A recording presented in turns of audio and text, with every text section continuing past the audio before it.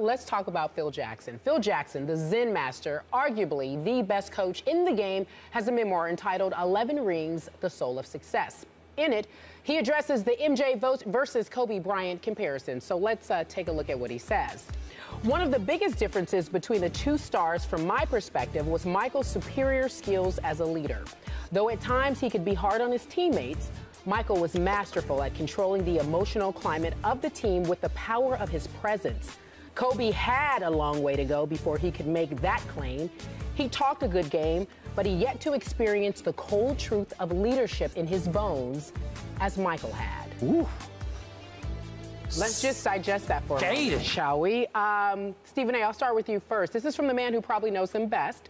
Is Phil Jackson right?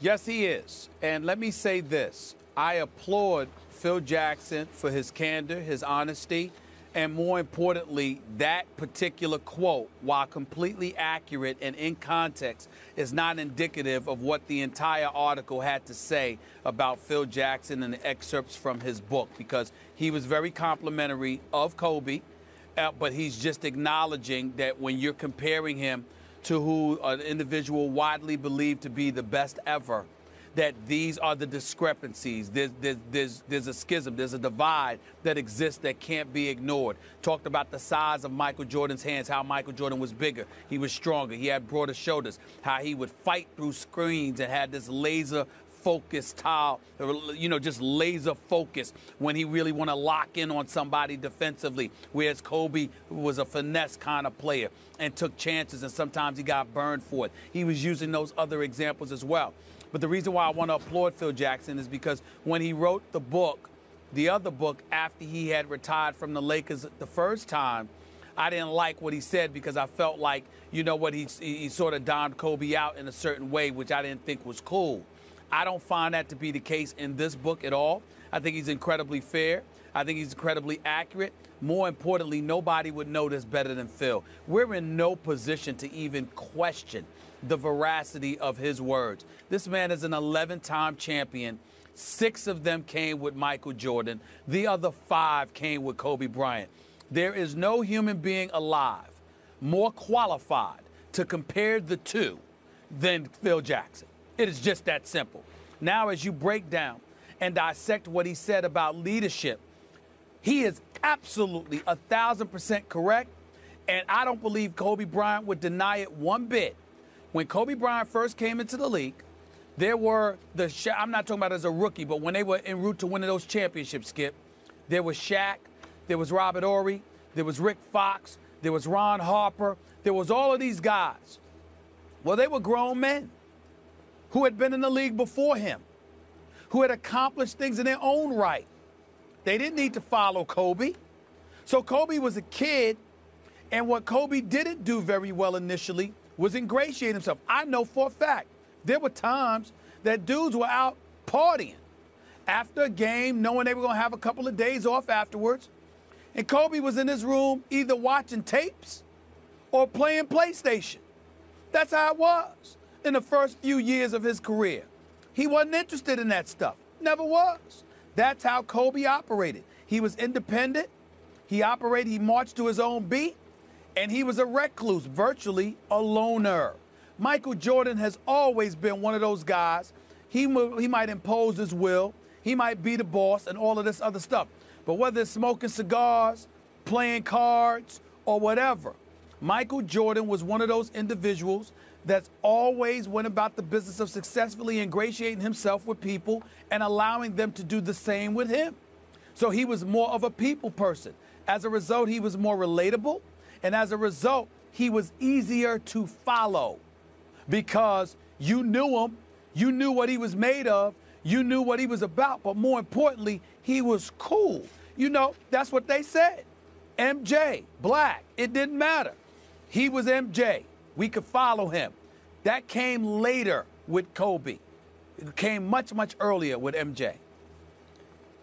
I'm very surprised you're not defending your man Kobe on any count here. And there were several other scathing accusations. They're not observations, I should say, about Kobe here. So you're 100% co-signing on all. Yeah, I mean, I don't find it, but here's the deal. I don't find it scathing. I find it in comparison to MJ. Had he just been talking about Kobe with no comparison, then I can get the point. But you're comparing him to the greatest ever. And in comparison to Michael Jordan, all Phil Jackson did was highlight the difference. And that difference is well known in NBA circles. Yeah, he even said, Stephen A., and I'm just going to paraphrase so we don't have to stop and read the whole quote, but he said when Michael's shot was off, he wouldn't do what Kobe does repeatedly, which is keep forcing up the shots and until his luck changes. So the point is, with Michael, he would do other little things to impact the game and turn it into a W other ways. Kobe's just going to keep gunning. He's just going to keep shooting. And again, Michael, a much better defender, according to Phil. And then he describes, as you say, Michael as a natural-born leader. And Kobe's just not in his genetics. He wasn't born to be a leader. I think Kobe has worked hard the last couple of years at being a leader. I just don't know that it comes very easily for Kobe. So here's what I want our younger viewers to grasp here. You're right. In the end, it's not even fair to compare Kobe to Michael Jordan. Yet the younger generations, maybe even Carrie, I'm not sure what you think, that would you put Kobe in the same sentence with Michael Jordan? No, I wouldn't. Okay. They wouldn't do that. But we do have a lot of younger viewers who believe that Kobe has proven to be better than Michael Jordan. He is not. He's not in the same stratosphere with Michael in many ways, tangibly and intangibly. Is Kobe the greatest we've seen since Michael? I say yes. Yes. Now, LeBron's on course to maybe be that guy, but we need to see more from LeBron. But what Phil is driving home here, and these, as you know, Stephen A., these are written quotes. He didn't have just a bad day on the radio where he just got a little loose-lipped. He had lots of time to reflect on written quotes. And the bottom line is that Kobe doesn't belong in Michael Jordan's league. And I don't think he ever will, Stephen A. Well, listen, he probably never will, but let's be clear, there's no shame in it. Nope. He's Michael Jordan, man. Sure. He's Michael Jordan. And so when you look at it and you look at what he had to endure to get to where he had to go, how he had to get through the bad boy Pistons, how he had to wait his turn from the Magic Bird era and all of that other stuff, Michael earned his stripes. That's not to say that Kobe Bryant did not. But at the same time, when you come into the league and your teammate is Shaquille O'Neal, that goes a long, long way. We can't even remember the players that Michael Jordan played with when he first came into the league.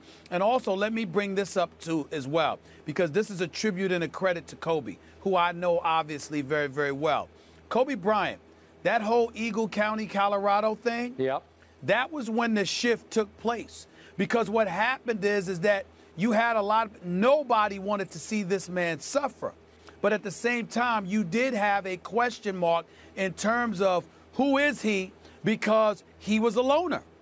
And so what happened is that whether it was Shaq or MJ or anybody else, people would have jumped up to support and praise him simply because they felt like they knew them.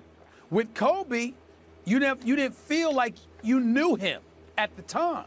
And so when Kobe sat back and looked at it and saw himself isolated in terms of having to deal with things by himself, I think it was a red light.